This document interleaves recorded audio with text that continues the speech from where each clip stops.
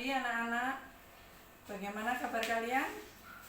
Semoga tetap sehat selalu. Sebelum pembelajaran kita mulai, terlebih dahulu marilah kita berdoa. Berdoa mulai. Selesai. Pada hari ini kalian akan belajar kompetensi dasar atau KD 3.2, yaitu corak kehidupan masyarakat dan hasil budaya praaksara Indonesia, dengan tema perkembangan bumi dan munculnya kehidupan. Mari kita perhatikan penjelasan ini. Perkembangan bumi dan munculnya makhluk hidup. Selamat bergabung anak-anak, mari kita bersama-sama belajar melalui video ini. Coba kalian perhatikan dan kalian amati dalam video ini.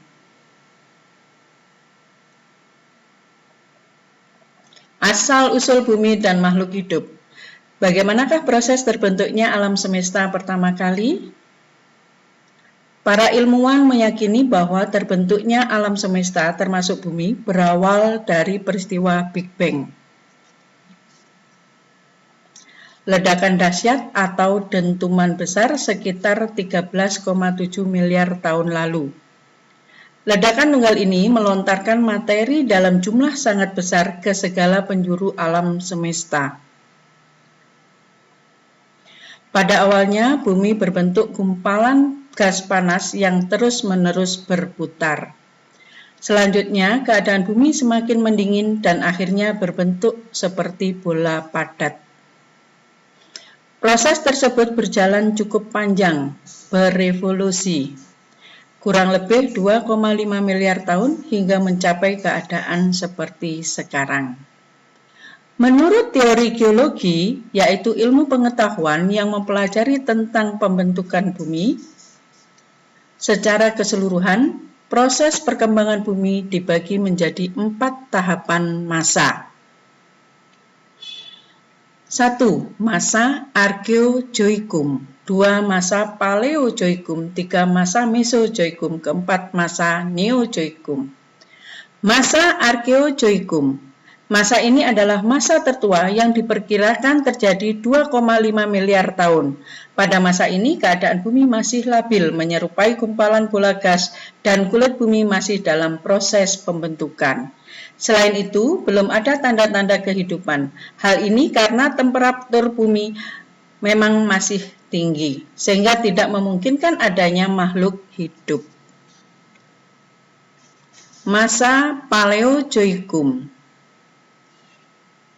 Masa ini berlangsung sekitar 500 sampai 245 juta tahun yang lalu. Kondisi bumi sudah semakin mulai stabil. Secara berangsur temperatur bumi mendingin dan mulai terlihat adanya tanda-tanda kehidupan berupa makhluk bersel satu, atau yang lebih dikenal dengan nama mikroorganisme. Selanjutnya muncul hewan sejenis ikan tak berahan, Trilobita. Hewan amfibi, binatang yang dapat hidup di dua tempat, di darat dan di air, dan beberapa jenis tumbuhan ganggang. Oleh karena itu, masa ini dinamakan dengan zaman primer atau zaman kehidupan pertama. Masa Mesozoikum.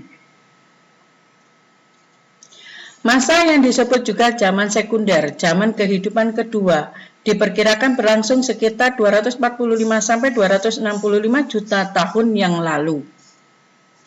Bumi sudah semakin stabil, mulai muncul beragam hewan bertubuh besar seperti berbagai jenis hewan reptil, dinosaurus, dan gajah purba atau mamut.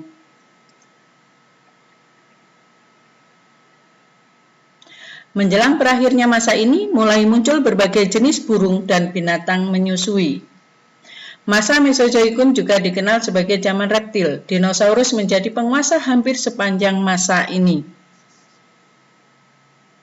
Tetapi kemudian punah secara mendadak pada 65 juta tahun yang lalu. Kepunahan massal ini diperkirakan akibat tumbukan meteorit raksasa yang membuat bumi menjadi Darwin.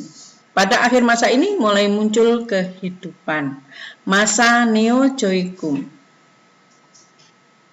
Pada masa ini hewan berukuran besar sudah mulai jauh berkurang. Masa ini dibedakan menjadi dua zaman, yaitu zaman tersier dan zaman sekunder.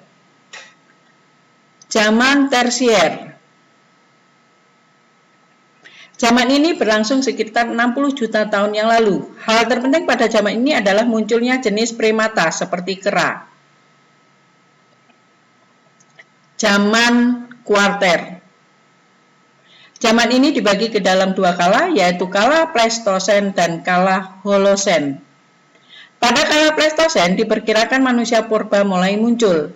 Pada kala Holosen manusia purba telah berkembang lebih sempurna, yaitu jenis Homo sapiens dengan ciri-ciri seperti manusia sekarang. Nah, anak-anak sekalian, pembelajaran kali ini dapat kita simpulkan. Yang pertama, terbentuknya bumi berdasarkan teori Big Bang, yaitu adanya ledakan dahsyat atau dentuman besar. Kesimpulan yang kedua,